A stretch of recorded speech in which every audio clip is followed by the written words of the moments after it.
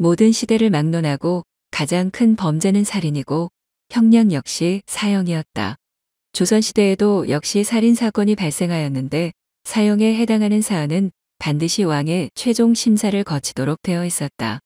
그런데 정조 임금이 사형수를 특별히 방면하고 오히려 특혜까지 베푼 사례가 있었으니 바로 김은혜와 신여척이라는 인물들이다.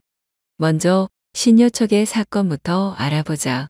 신여척이 죽인 사람은 김순창이라는 사람으로 신여척과 김순창은 친한 사이였다. 어느 날 김순창이 자신의 동생인 김순남에게 집을 맡기고 출타했다가 돌아왔는데 아내가 집에 비축해 놓은 곡식이 축이 난다고 하였다. 김순창은 동생을 의심하여 그와 다투게 되었고 그만 절구공이로 김순남을 때려 다치게 하였다. 이를 알게 된 신여척이 분개하여 찾아와 꾸짖으니 김순창이 신여척에게 발길질을 하였고 신여척도 김순창의 배를 걷어찼는데 다음날 죽고 말았다. 마을 사람들이 쉬쉬하였지만 신여척은 한 달 후쯤 살인죄로 체포되었고 범죄를 은폐한 죄로 가중 처벌을 면하기 어려웠다. 그러나 신여척에게 내려진 판결은 놀랍게도 무죄 방면이었다. 심지어 정조는 그를 찬사하여 의사로까지 예우했다. 그럼 이번에는 김은혜 사건을 살펴보자. 김은혜는 전라도 강진의 양반가 딸인데 피해자를 난자하여 죽이는 등 수법이 잔혹했다. 또한 자신의 죄를 인정하고 있어 당연히 사형감이었다. 그러나 정조는 김은혜 또한 크게 칭찬하고 무사방면을 명하였다. 도대체 어찌된 일일까? 김은혜에게 죽음을 당한 피해자는 안조이라는 퇴물 기생이었다. 안조이는 신분이 천한데다 몸에 옴이 있어 몸이 심하게 가려울 때에는 말을 함부로 하곤 하였다. 안조이는 이따금 김은혜의 집에 구걸을 가곤 했는데 어느 날 허탕을 치고는 앙심을 품고 있었다. 안조이의 인척 중에는 최정년이라는 10대 중반의 소년이 있었다.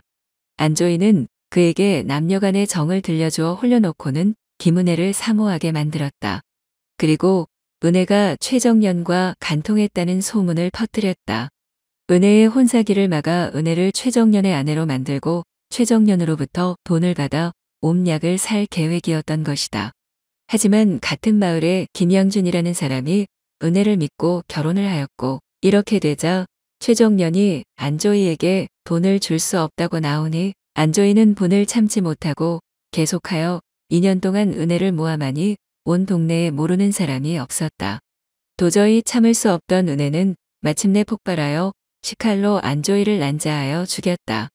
김은혜는 이튿날 체포되어 순순히 범행을 자백하였는데 최정년을 사형으로 처벌할 것을 주장하기까지 하였다. 이 사건은 조정에까지 보고되었고 여론은 부정적이었다.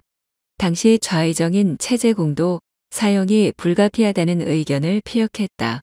은혜의 심정은 충분히 공감이 가지만 고의적으로 흉기로 살인을 저지른 김은혜를 용서하기는 어려웠다.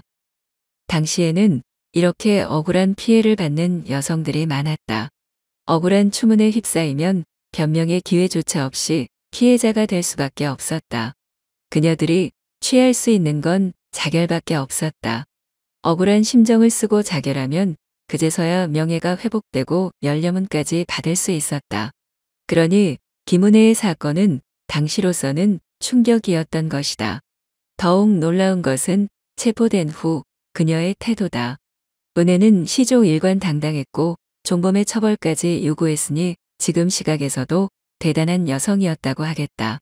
하지만 정조는 최정년을 죽이지 않는 조건으로 은혜를 방면하였다.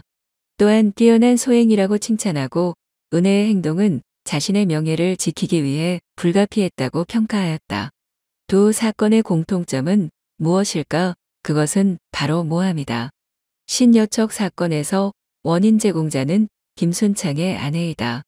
곡식을 훔친 혐의를 시동생에게 씌워 사달을 일으킨 건 김순창의 아내였다.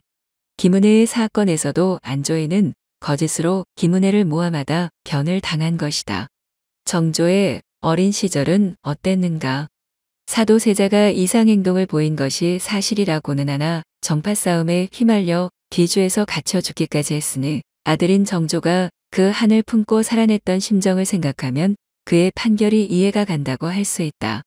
정조가 모함으로 남을 망치려는 자들을 얼마나 증오했을지 상상하기는 어렵지 않으리라.